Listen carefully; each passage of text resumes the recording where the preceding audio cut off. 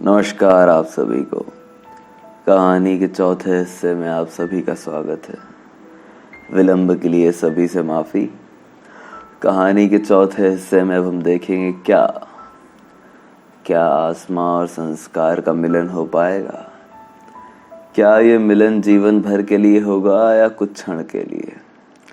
चलिए शुरू करते हैं। संस्कार कहता था कि वो मेरा पता लगा के रहेगा, कहीं से भी कैसे भी। उसने कहा था मैं आऊंगा तुमसे मिलने, पर मुझे इस बात का यकीन बस 2 दिन पहले हुआ था जब उस सच में मुझे ढूंढते हुए शिमला आ गया था। मैं अचंभित तो नहीं थी कि उसके मुझे ढूंढ लेने पर, क्योंकि मैं उसकी क्षमताओं से सालों पहले ही परिचित थी। रविवार की सुबह मेरे सबसे प्यारे मेहमान ने मेरे दरवाजे पर दस्तक दी थी। दरवाजा खोला तो देखा कोई मेरे दरवाजे की ओर पीठ दिखाकर खड़ा है। शायद मैंने रसोई से निकलने और दरवाजा खोलने में जरा देर कर दी। ये मेहमान रूठ कर मुंह फेर कर खड़े हो गए थे। मैं, जी कहिए। उसने पलटकर मेरी ओर मुंह किया। मेरी आंखें जैसे किसी चकाचौंध से झिलमिला गई थी। मैं काफी देर तक सुन्न रह गई थी। साक्षात आईएएस ऑफिसर हमारे द्वार पर थे, बड़े ही साधारण वेशभूषा में।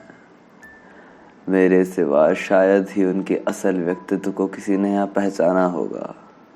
हाँ, अगर वो न्यूज चैनल के प्रेमी हो तो बात अलग है। उसने बड़ी हल्की मुस्कान दी और कहा, प्रिंसिपल मैडम है क्या घर पर? मेरी आंखों से न जाने क्यों एक बूंद छलक आई और उसने अपनी हथेलियां पसार ली। अरे ऐसे कैसे? आसमां के मोती जमीन पर कैसे गिर सकते हैं? संस्कार ने कहा। मैं, संस्कार कहकर दरवाजे की ओट से लगकर खड़ी हो गई। मुझे उसके गले लगाना था। मेरा मीत लौट आया था, पर मैं नहीं कर पाई या सोच ही नहीं पाई। बस दरवाजे के सहारे खड़ी रही। संस्कार, आसमां, मेरा नाम लेकर उसने वहीं मेरी चौखट के बाहर खड़े आंखें बंद कर ली। जैसे कुछ मनचाहा मिल जाने पर हम आंखें बंद कर धन्यवाद देते हैं ना अपने भगवान को। हमारा इंतजार पूरा हो गया था। ये वनवास कट चुका था और लगा जैसे इसी पल के लिए तो अब तक जी रही थी मैं। जमाने द्वारा किए हर सितम की भरपाई सी हो गई थी। मैं आंखों में आंसू भरे लाचार सी उसे देखे जा रही थी। जैसे उपवास के बाद कोई भक्त भूखा हो पर कुछ खा नहीं सकता, क्योंकि भी भगवान को भोग लगाना बाकी रहा होगा। जैसे तुम आ गए संस्कार, तुम सच में आ गए। गले से घूंट जैसे सीने में उतर आई हो। संस्कार ने आंखें खोली और अपनी भीगी पलकों से जरा कतराते हुए कहा, वो आंखों में पता नहीं कुछ चला गया था शायद। ये शिमला है, दिल्ली नहीं संस्कार। मैंने जैसे उसकी चोरी पकड़ ली हो। और वो मुस्कुरा उठा। दरवाजे पर ही रोके रहोगी क्या? संस्कार ने कहा। तुम्हारा ही घर है, अंदर आ जाओ, मैंने कहा। संस्कार, हमारा। मैंने मुड़कर उसे एक नजर उठाकर देखा और फिर कुर्सी बढ़ा दी। वो बड़ी तसल्ली से चुपचाप बैठा हर कोने को निहार रहा था, जैसे ढूंढ रहा हो अपना कोई निशान चार दीवारी में, या फिर परख रहा हो मेरा घर सजाने का हुनर। मैं, क्या देख रहे हो? संस्कार, कुछ नहीं, बस तुम्हें देखना जरा मुश्किल हो रहा है।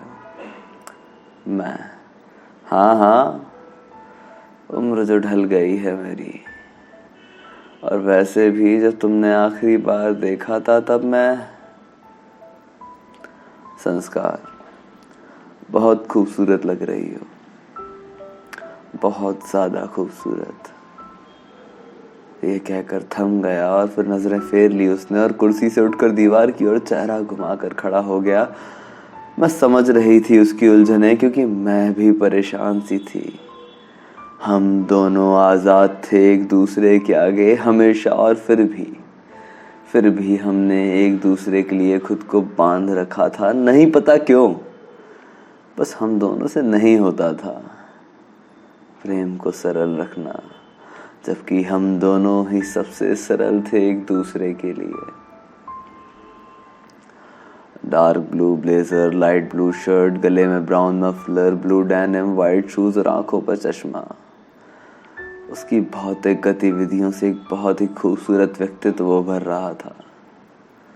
चेहरे पर साधारण मनुष्य सी सादगी, उठती झुकती निगाहों में बच्चों सी शर्म, होठों पर उलझी हुई मुस्कान, बोलचाल में थोड़ी असहजता, मुट्ठियों में एक गठीलापन और हमेशा गौरवान्वित जिम्मेदार कंधों में आज थोड़ा सा झुकाव। ये छोटे छोटे बदलाव आज मेरी मौजूदगी को समर्पित थे।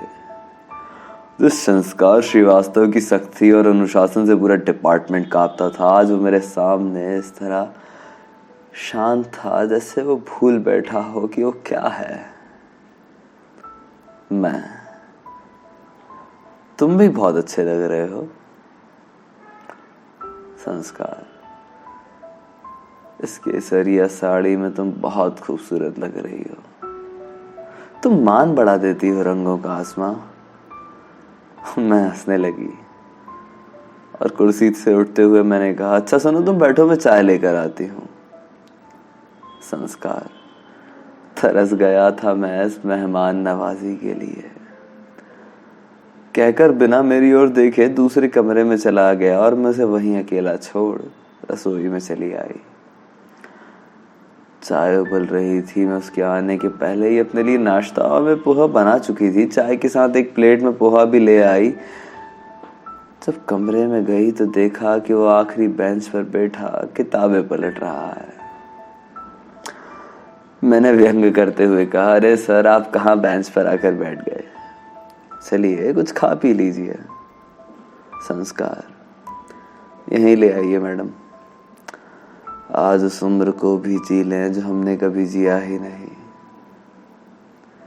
उसने अपने आगे वाली बेंच खिसकाकर थोड़ी जगह बना दी और मैं चाय नाश्ता लेकर वहीं बैठ गई। संस्कार, तुम्हारी चाय? मैं नहीं पीती, तुम पी लो, और अभी ये पोहा खा लो, दोपहर में कुछ अच्छा बना दूंगी। संस्कार, तुम जो बनाओ सब अच्छा है, और एक चम्मच ले आओ ना, साथ में खा लेते हैं। मेरा मन नहीं है। संस्कार, तो ये किसके लिए बना कर रखा था? पर अब मन नहीं है मेरा। संस्कार, अच्छा ठीक है, एक चम्मच तो खा लो। कहकर उसने मेरी तरफ पोहे से भरा चम्मच बढ़ा दिया और मैंने उसके हाथ से चम्मच ले ली और एक और खा लिया। संस्कार, क्या मैं तुम्हें खिला भी नहीं सकता? उसने नजरें झुकाए हुए यह कहा और फिर बिना जवाब की चेष्टा किए दूसरा सवाल कर बैठा, तो तुम ट्यूशन भी पढ़ा रही हो? हाँ, कुछ काबिल बच्चे जो पैसे की कमी की वजह से ज्ञान अर्जित नहीं कर पाते, खास उन बच्चों को पढ़ाती हूँ। इन्हीं के साथ शामें कट जाती हैं और सुबह और दोपहर स्कूल में कट जाता है और रात कुछ काम करते करते, खाना बनाते, टीवी देखते, थोड़ा पढ़ते लिखते। संस्कार, बहुत अच्छा लगा सुनकर। और तुम कब से हो यहाँ? मुझे ज्यादा तो नहीं पता तुम्हारे बारे में, पर ठीक हो ना तुम? मैं, सामने से तो देख लिया तुमने, बिल्कुल ठीक हूँ। यहाँ आए 8 साल हो गए हैं, इस घर में 2 साल से रह रही हूँ। जब से प्रिंसिपल के पद पर कार्यरत हूँ तब से बसेरा यही है। उसके पहले माल रोड के आगे एक मकान में रेंट पर रह रही थी वह। संस्कार। पहाड़ों की रानी शिमला में आसमान का नाम तो जहां और गूंजता होगा साहब। मैं, ये हसीन वादियां हैं पहाड़ों से घिरी, यहाँ हर किसी का नाम गूंजता है साहब। तुम बताओ, तुम कैसे हो और अचानक यहाँ कैसे आना हुआ? किसी काम से आए हो? संस्कार। अच्छा, तुम्हें नहीं पता मैं यहाँ किस काम से आया हूँ? मैं, नहीं पता संस्कार, तभी तो पूछ रही हूँ। हाँ, मुझे इंतजार था इस दिन का और मैं जानती थी कि उस जिंदगी से फुर्सत लेकर बस मुझसे मिलने आया है, पर फिर भी उससे सुनना था। संस्कार। मैं यहाँ आया हूँ तुमसे मिलने, खुद से मिलने। मैं, और काम? संस्कार। छुट्टी ली है 3 दिनों की।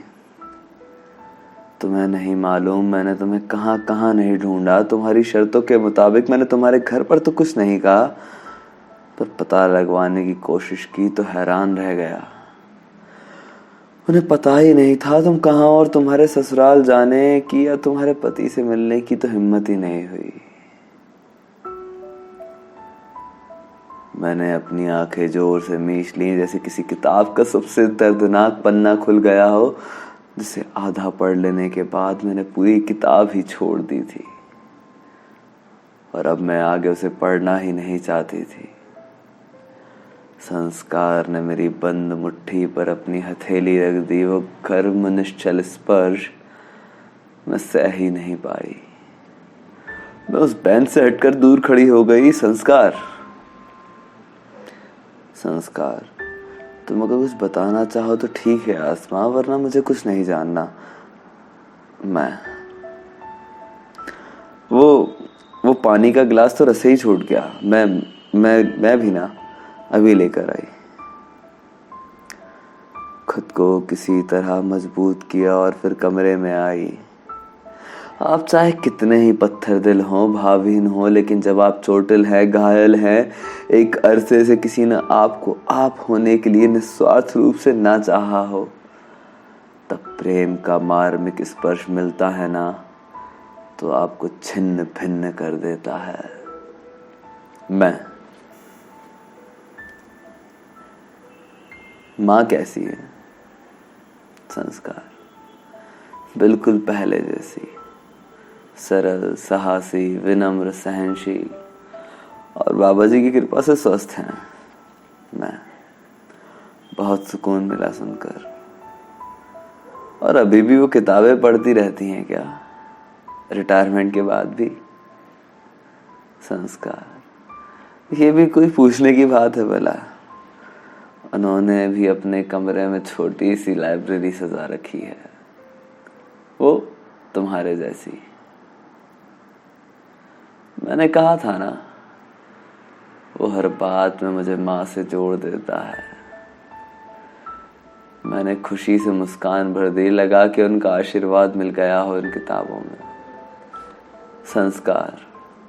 और हमारी माँ कैसी है? तुम मिली भी हो किसी से इतने सालों में या नहीं? क्योंकि तो उनको तुम्हारा पता है या नहीं? मैं, हमारे स्कूल से एक टीचर हैं, कृष्ण मुरारी जी, जो दिल्ली आते जाते रहते हैं अपनी बेटी के घर। उनका एप्लीकेशन साइन करते वक्त उनसे बातचीत में पता चला था कि उनकी बेटी भी आदर्श नगर में रहती है। तभी उनसे अपने घर का हालचाल लेने का कहा था मैंने। पिछले सितंबर ही गए थे और बताया कि सब सकुशल है। पापा से दोस्ती भी हो गई है उनकी, और वो भी मुझे अपनी बेटी जैसी मानते हैं। तो मेरे खातिर उन्होंने मुझे मेरे घर वालों से गुमनाम ही रखा है। संस्कार। तुम ना आसमां, बस हुआ ना, अब मिल लो ना सबसे, ये गिले शिकवे भुला दो ना, तुम्हें अच्छा लगेगा। मैं, संस्कार, बस इस बारे में अब और कुछ नहीं। वो चुप हो गया, थोड़ा मुस्कुराया और फिर अगले ही क्षण उसने मेरी आंखों में देख कर पूछ लिया, आसमां, क्या मैं आज भी तुम पर कोई हक रखता हूं? उसकी गहरी आवाज और उम्मीद भरे आत्मविश्वास ने मेरे अंदर सोई उस स्त्री को जागृत कर दिया था जो अब तक स्वयं भी नहीं जानती थी कि उसे भी प्रेम का इंतजार था। मैं नजरें फेर पलट कर खड़ी हो गई। दिल की धड़कनें एक अरसे बाद ऐसे धड़क रही थी जैसे पहली बार प्रेम के एहसास होने पर हवा में दुपट्टा लहराने पर महसूस हुआ था। जैसे बारिश में गरारे को हल्का उठाकर पैरों को भिगोनों से महसूस हुआ था। जैसे कि मेहंदी लगाने पर उसकी खुशबू से महसूस हुआ था। जैसे कि बचपन में जुगनुओं को मुट्ठी में भर जगमगाते देख महसूस हुआ था। और आखिरी बार ये सब संस्कार के साथ महसूस हुआ था। वो प्रेम सबसे ज्यादा करता था और प्रेम भरी बातें सबसे कम।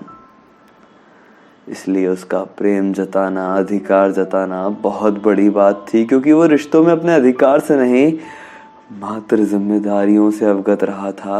उसने अधिकार की बात जब भी की थी मात्र न्याय के लिए, खुशियों और आराम के लिए नहीं। संस्कार ने अपने नाम के वजूद के साथ उस तरह न्याय किया था जैसा कि श्री राम ने, मर्यादा पुरुषोत्तम होकर श्री राम ने। ये था कहानी में आज का हिस्सा। जल्द ही मिलेंगे कहानी में अगले हिस्से में, आखिरी हिस्से में। जुड़े रहिए, अपनी प्रतिक्रिया दीजिए। धन्यवाद।